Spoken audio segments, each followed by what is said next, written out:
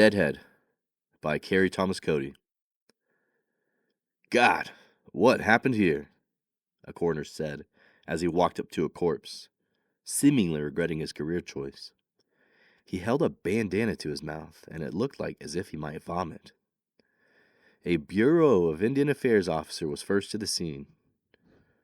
From what I can tell, the poor bastard stepped out of his Mack truck, probably to take a piss, and forgot to put it in park, and it rolled right over him. What a way to go, said the coroner, having seen many gruesome deaths over the years, hardly as bloody as this. Gah, looks like he got hit by all 18 wheels.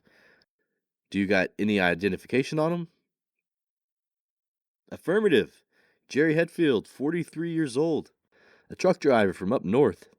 His CDIB card says that he's from the Crow Agency in Montana. About 50% blood quantum.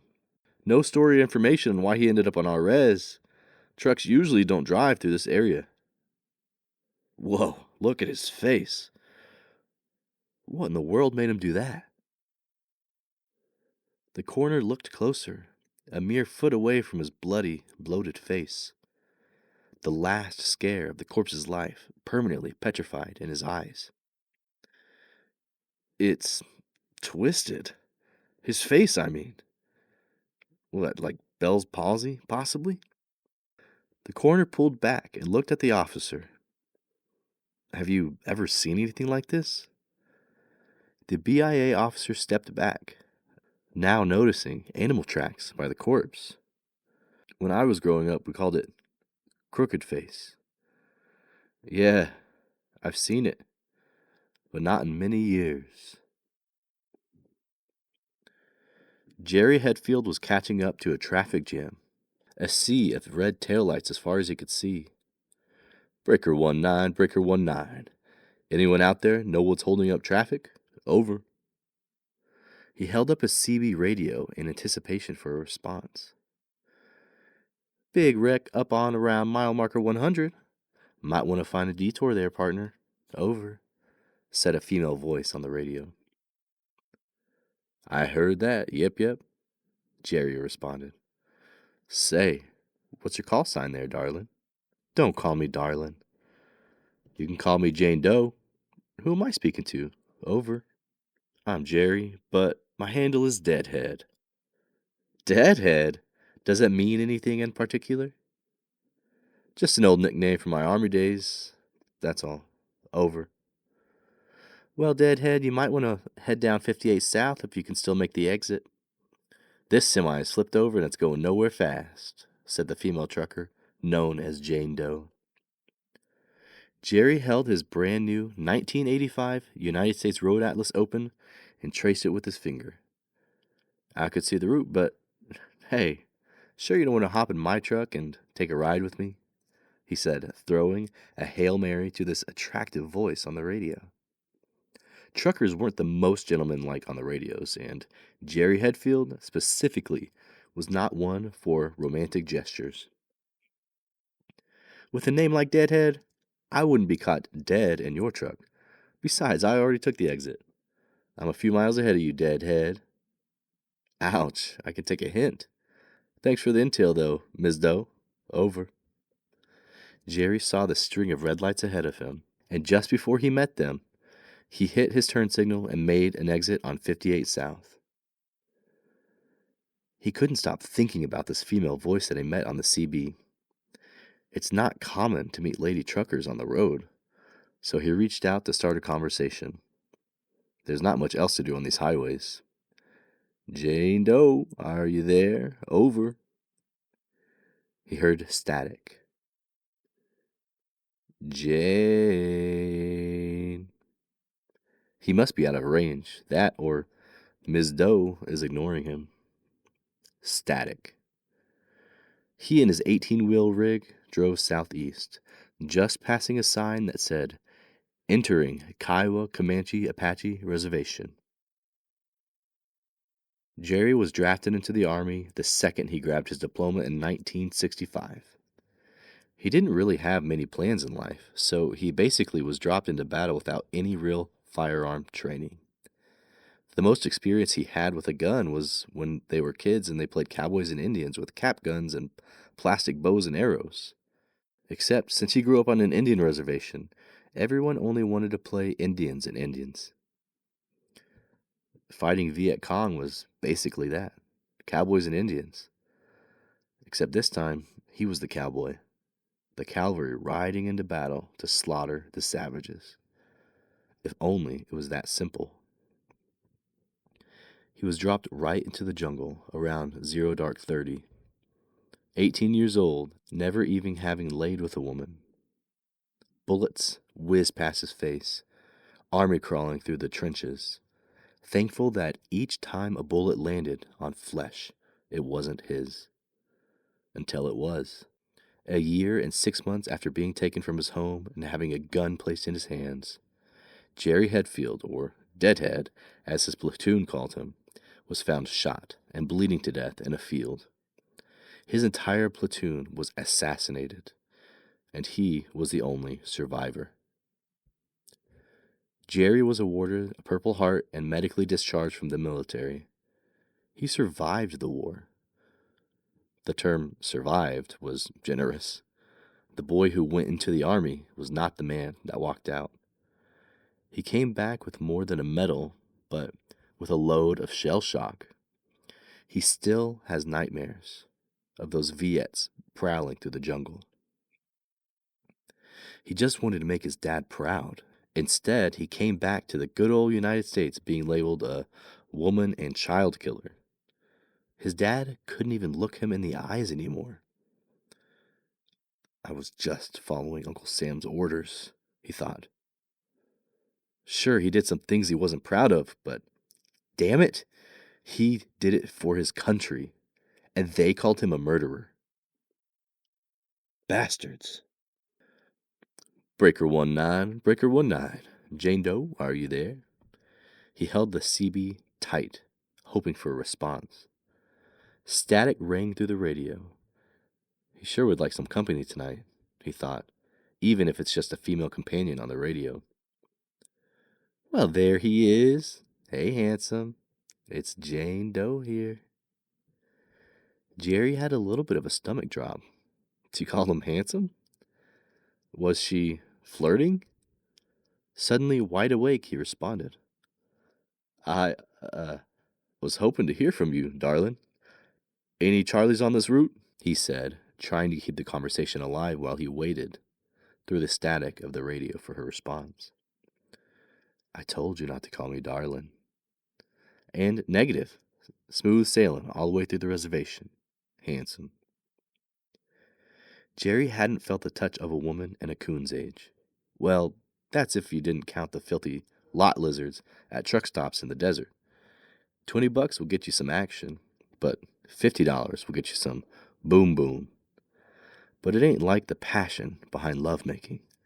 Just the fact that she called him handsome sent a large amount of blood flow down his trousers. Lacking a response, he just asked the general trucker questions. Jerry, you do know I'm flirting with you, right? Jane said through the radio waves. It's been a while since that's happened, to be honest, Jerry said. How about I make you an offer? I'm feeling very lonely tonight, and I don't want to spend the evening by myself again. I could use some sexual healing, if you know what I mean. I am actually from around these parts and can find us a place to meet if you'd be interested. Do you copy? Without hesitation, he grabbed the CB and said, Name the time and the place, over. Static rung through the radio, and suddenly he realized he was out of range to get a response. Are you fucking kidding me? Can I catch a break for God's sake? He thought to himself. Jane, are you there? Over. Do you copy? More static. Where should we meet? Over. And there was still no response. The feeling in his loins was one he missed for a long time. The idea that a woman wanted to have sex with him instead of him having to pay for it? Jesus. He hadn't even seen this woman and had no idea what she looked like. And still, she had him a wreck like this. He didn't even care what she looked like, honestly. He wasn't even sure if she was actually a woman, but he was lonely enough to want to find out. The last time he had sex was months ago. Driving through Arizona or New Mexico or one of those desert places, he picked up a lot lizard. It wasn't hard to do, and he was never proud of it, but it was just easy. He had gained quite a bit of weight during his trucker tenure, and he never really was the most handsome guy, even though Jane seemed to think that he was just from the sound of his voice. But a man has needs, even if it's from some hooker at a truck stop. At least he hadn't resorted to asking for sexual favors from other men truckers. He had seen the holes in the side of the gas station bathroom stalls and knew what they were for. There ain't a woman on the other side of that stall, partner, he thought. No, the last time was the last time he was going to pay for sex. A cute young Indian girl, Pueblo or Navajo probably. Couldn't have been more than 18, and no younger than 18, he thought, lying to himself. He invited her to his truck.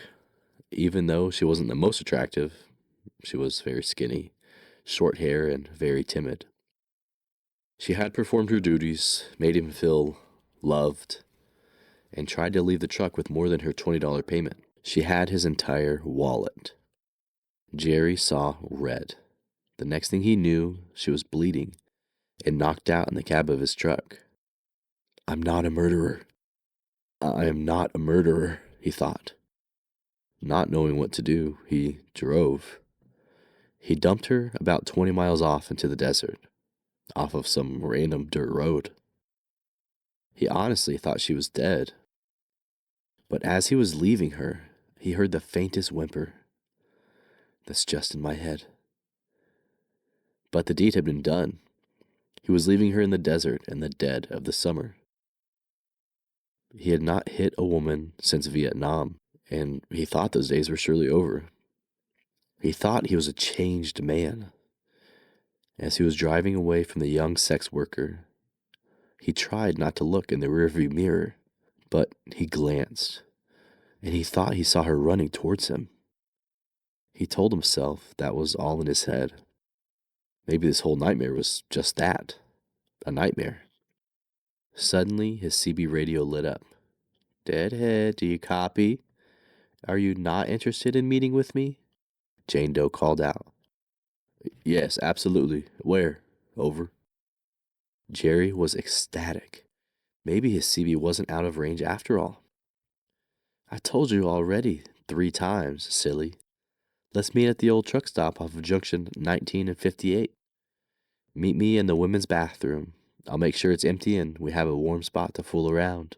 Over. I copy.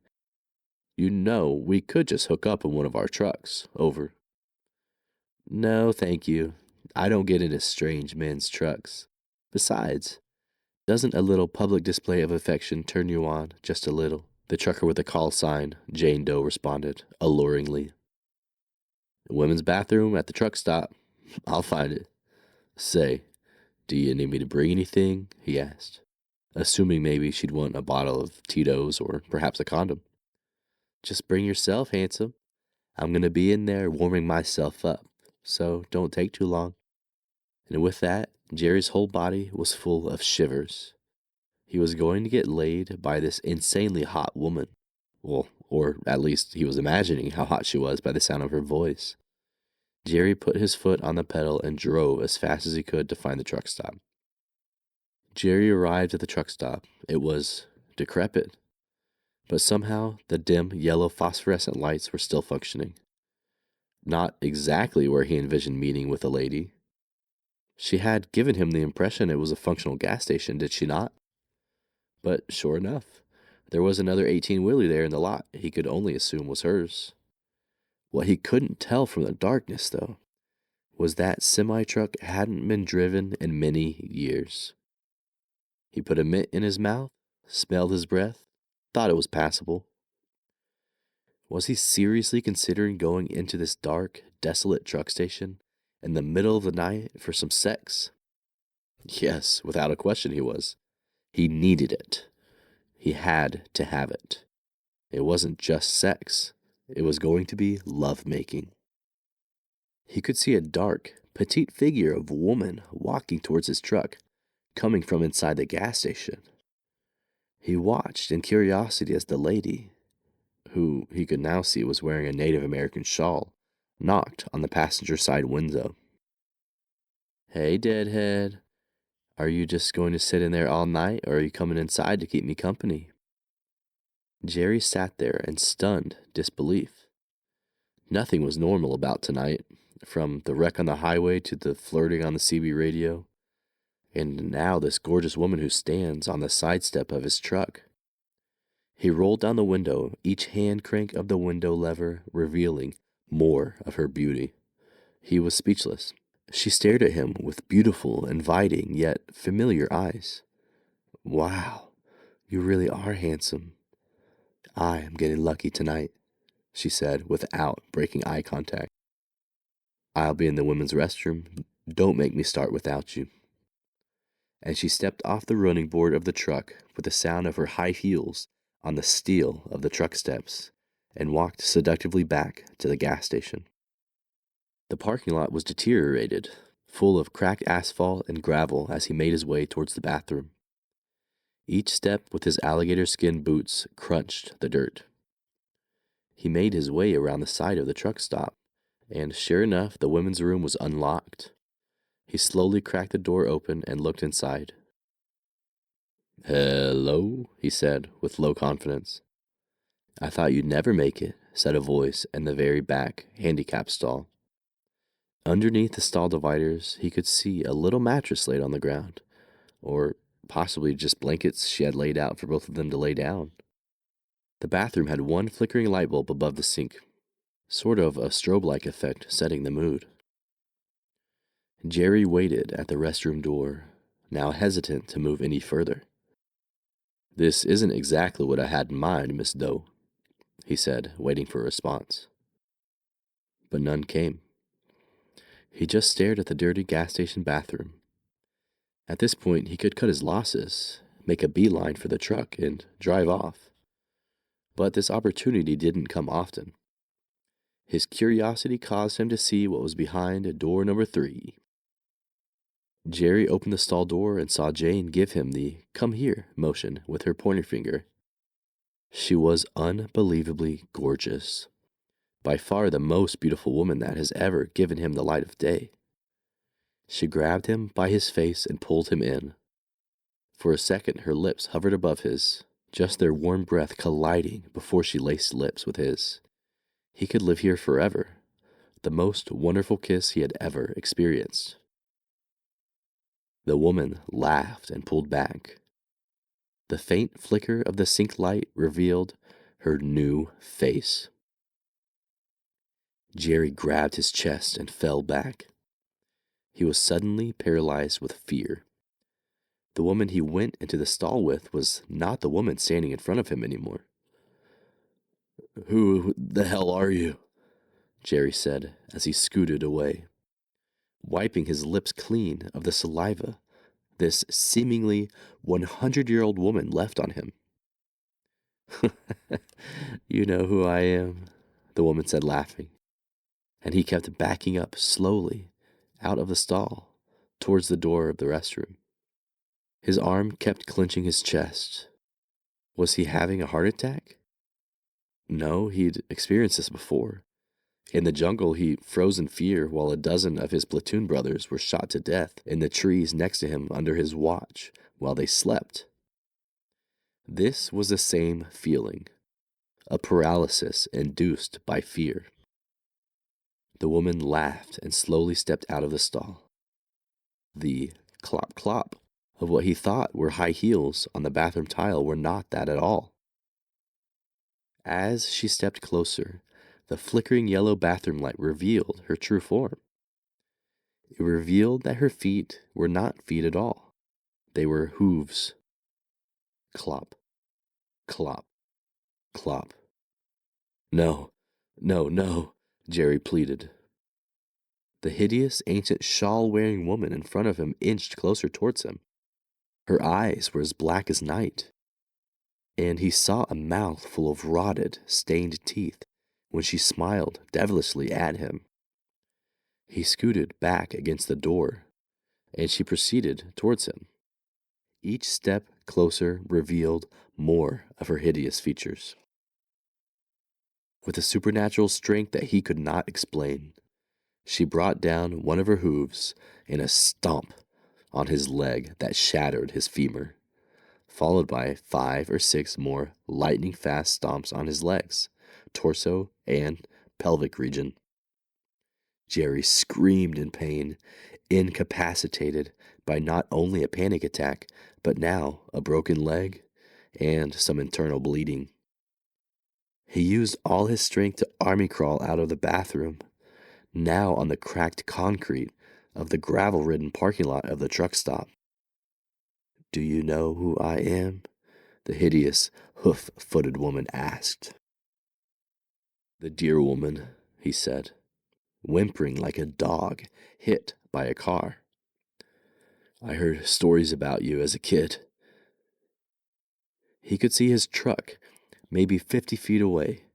If he could get to his truck, he could use his CB radio to call for help, and maybe this nightmare would be over. Each inch he moved was agony. She slowly walked next to him as he crawled into the parking lot. "How about now?" she asked. Jerry looked up and saw her face was now the face of the young hooker he abandoned in the desert a few months prior. Except her face was dehydrated, lips cracked and bleeding, and eyes bloodshot and sunburned. She looked the same way she looked the second she died in the 120-degree desert. "That's right. I'm also Samantha, the 14-year-old girl you dumped in the New Mexico desert. My parents are still looking for me. Did you know that? The highway patrol found my body, but there wasn't enough left to identify me. I'm forever a Jane Doe. Do you have any idea what it feels like to be eaten alive by 100,000 fire ants?" He remembered walking past missing posters at truck stops across the nation, but never once thought to himself, "That is truly awful for them." Gravel filled his fingers as he crawled and pulled the earth towards him, inching towards the salvation of the truck. "I am also On, the woman that you executed in Vietnam with a bullet to my head.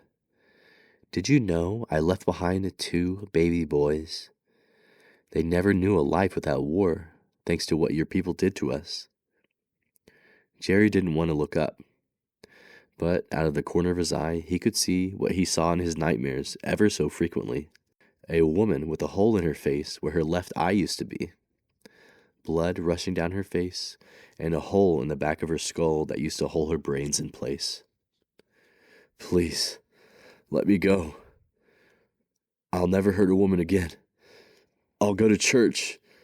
I promise I'll be good," he pleaded. "That's what you said to your ex-girlfriend, who you left with double black eyes, isn't it?" the dear woman responded. "So what are you going to do? Stomp me to death? That's what you do, right?" His vision was tunneled. His only goal was to reach the truck and call for help. He continued to crawl, dragging his useless, broken leg behind him, while now coughing up blood. "No, that's too good for you," the dear woman responded, and walked away. So close, Jerry thought as he crawled, not realizing he hadn't heard from the dear woman in the past minute or so. Is she gone? He thought again, crawling through the parking lot like he did in the Vietnamese jungle. She's just in my head. She was just in my head. He survived Nam. He could survive this. Then he was blinded by his own headlights, and he heard the familiar sounds that he's heard almost every day for the past 20 years of his life. The 600 horsepower engine of his truck roaring to life, the hiss of the pistons, and the smell of the diesel fuel that still always reminded him of riding the school bus as a kid. He heard the truck change gears, and it slowly started rolling forward. "What are you doing? Get out of my truck!" he yelled with the little energy he had. almost blacking out due to the pain. He was able to muster the last bit of fury he had left and crawl away as fast as he physically could.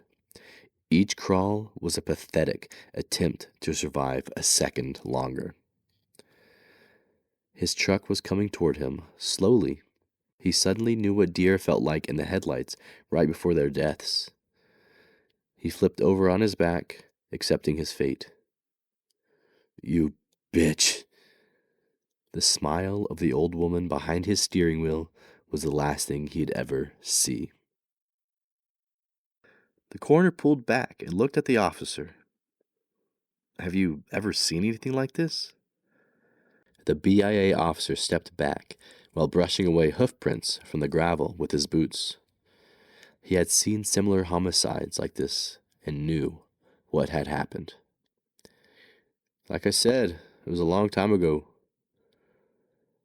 "Okay, well, what should I put in my report about what had happened?" questioned the coroner, taking Polaroids as he talked. "The poor bastard stepped out to take a piss, forgot to put his truck in park, and ran himself over. Nothing more to see here," the BIA officer stated.